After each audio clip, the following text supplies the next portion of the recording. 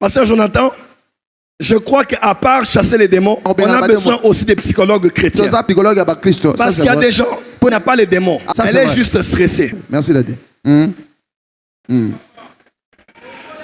Il n'est pas oppressé. C'est juste un homme qui souffre de crises de panique. Il se réveille la nuit. Quand une fois on envoie un message et c'est un audio, il a peur d'ouvrir l'audio. Photo vue unique, il a peur que ce soit un scandale. Il a peur. Ça c'est un esprit de peur. Nous en Afrique, libère.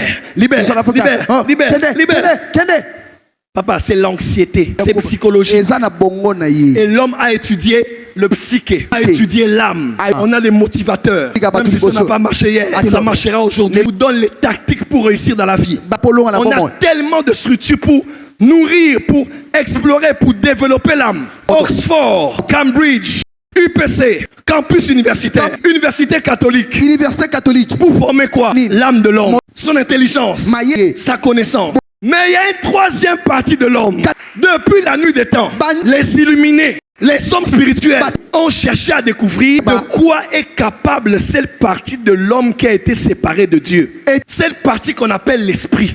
Le bouddhisme, le shintoïsme, l'hindouisme, le nouvel âge, la sorcellerie, et toutes ces choses travaillent beaucoup avec l'esprit de l'homme. Et avec ça, ils ont pu toucher des vies. Je vous donne un exemple. Savez-vous qu'il y a différents types de maris de nuit? Réveillez-vous à la réalité. Réveille-toi. Soubeaka, rise up. Nous voulons ce Dieu-là. Alléluia. Si c'est la même onction, c'est le même Dieu d'Abraham, d'Isaac, Dieu de Jacob.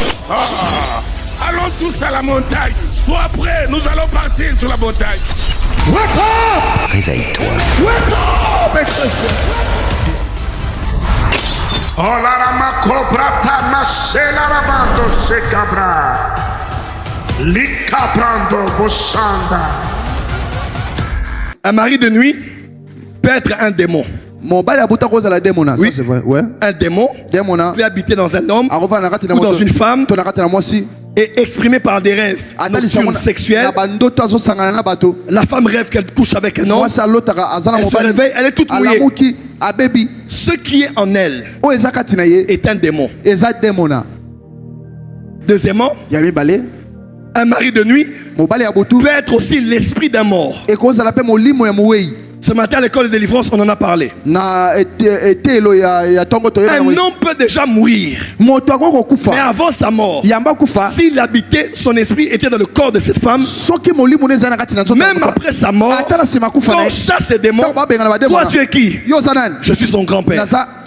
Et ce n'est pas un démon, c'est l'esprit d'un mort. Et c'est biblique. On le verra la semaine prochaine. Amen. Et il habite en lui. Troisième type de mari de nuit. C'est l'esprit d'un homme qui est vivant et opère dans l'occultisme. Tu vas avoir un papa PDG dans une entreprise. Il est à la maison.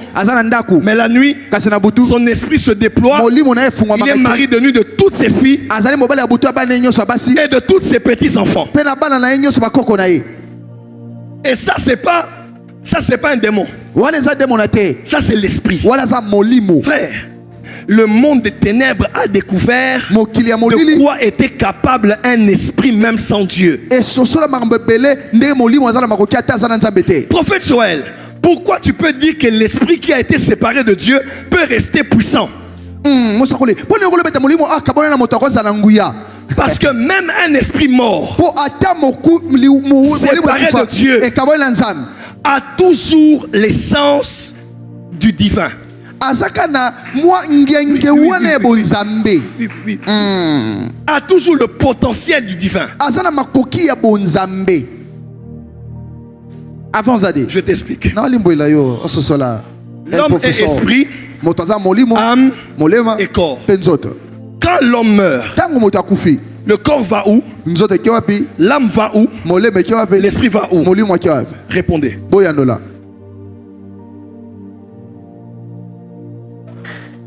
El professeur. L'homme est esprit, âme et corps.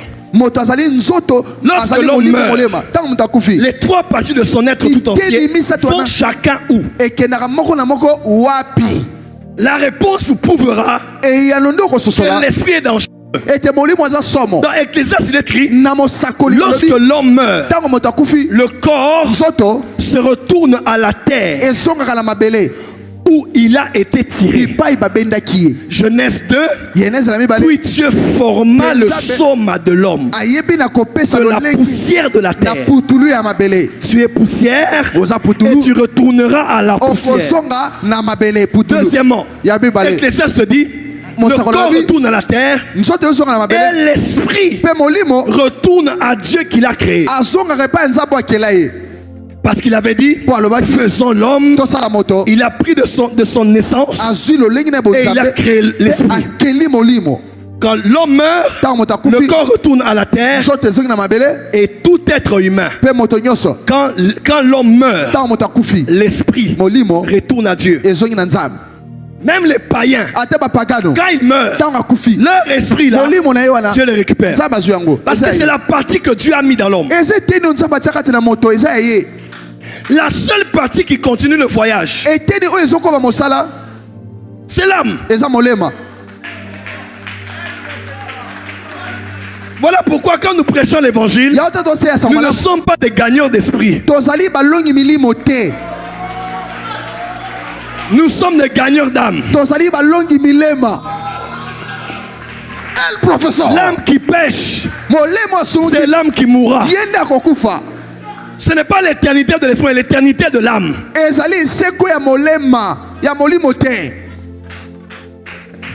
Pourquoi Dieu récupère sa partie? Il récupère sa partie. La terre récupère sa partie.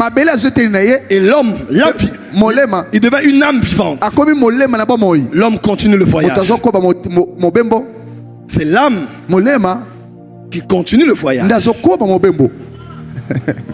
C'est l'âme. Des fois on appelle l'âme l'esprit, mais essentiellement c'est l'âme. Pourquoi Dieu le récupère-t-il? Parce que l'esprit est terrible. Regardez ce que ces gens Dieu sont capables de faire. Il entre au palais du peuple. Vous avez tous décidé de prendre une décision. L'argent a été payé pour l'occasion. La direction est déjà prise. Où est-ce que nous allons aller après cette plénière? Mais un homme se lève. Il a travaillé vos esprits. Il a travaillé vos esprits. Il a travaillé vos chaises. Il a travaillé le micro. Il a travaillé ses cordes vocales. Quand il fait seulement allô, allô. Bonjour monsieur le président. Il commence à remercier tous ces hommes-là. Et lorsqu'il élève la voix, tout le monde est convaincu que tout ce qu'il dit est solo.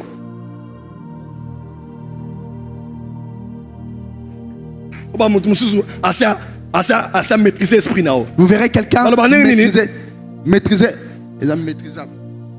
On dit quoi? J'ai pas entendu. Aux âmes maîtrisables. Dans le bien, tu répété au binobolobi. Frère, et depuis très longtemps, les gens là-bas, ils ont compris de quoi l'esprit humain est capable. Tu sais, nous qui sommes des prophètes, Gratien vous le dira, Kainos vous le dira, Uriel vous le dira, Prophète Héritier vous le dira, Prophète Philippe vous le dira, tous les prophètes vous le diront. Mes frères et sœurs, l'esprit humain a des capacités inimaginables. L'esprit a des capacités. Je vous donnerai des versets ici. Vous allez voir, oh prophète, comment tu t'es connecté à l'esprit de quelqu'un quand tu prophétisais. Tu l'as tenu la main et puis tu as commencé à parler. Je vais te donner des versets. Oui, on peut entrer en connexion avec l'esprit de quelqu'un. L'esprit.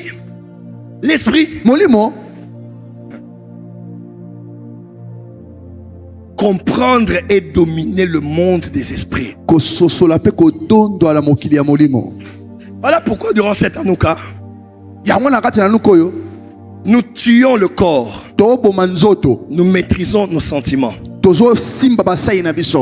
Pour que l'esprit en Christ, en Jésus-Christ, puisse monter. On dit l'esprit de l'homme le soutien dans la maladie. Mais une âme abattue, qui va la relever? Frère, même quand le corps est malade, si ton esprit est fort, il peut soutenir ton corps. Tu es à genoux, tu pries. Les genoux font mal. Mais quand ton esprit est plus fort que ton corps, ton esprit peut maîtriser ton corps et te garder à genoux 5 heures du temps. L'apôtre Paul n'a-t-il pas dit: je traite durement mon corps. Je traite durement mon corps. Il y a le corps et il y a je. Ce n'est pas le corps qui traite durement le corps. Qui est je c'est qui? En réalité, dans l'homme, c'est l'esprit.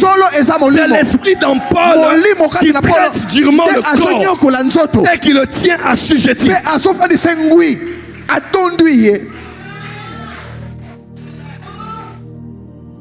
Tu dois devenir une femme spirituelle.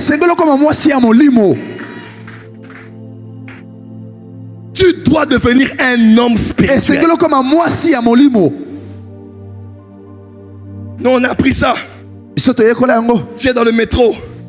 On t'écrit: qu'est-ce que Dieu dit pour telle situation? Quelqu'un dira: je vais d'abord prier. Moi, je peux être là. Et je prends mon esprit. On entre dans la maison. Et Jésus a dit: notre Père n'est pas que dans les cieux. Il y a un Père qu'on connaît dans les cieux, y compris en levant les yeux. Mais il a dit: lorsque tu veux prier, deuxième dimension, entre dans ta maison, va dans la chambre, la partie la plus intime, ferme la porte derrière toi et parle à ton Père qui est là. Il y a un Dieu qui est là. Il y a un Dieu qui est là. Dans le prophétique, nous n'allons pas parler au Dieu qui est là. Nous allons chercher le Dieu qui est là. C'est pour cela qu'on prophétise, on dit toujours: dans mon esprit je vois.